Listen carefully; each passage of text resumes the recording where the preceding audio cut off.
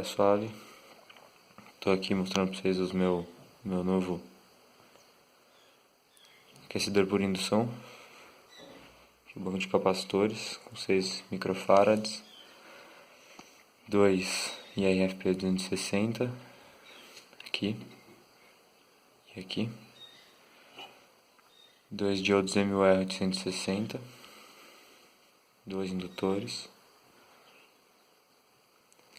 Aqui atrás a fonte de 12 volts que eu estou usando.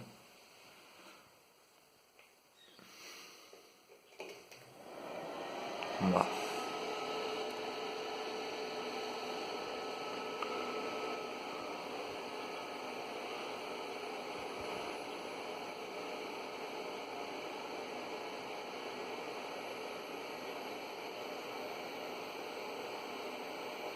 Lá vai.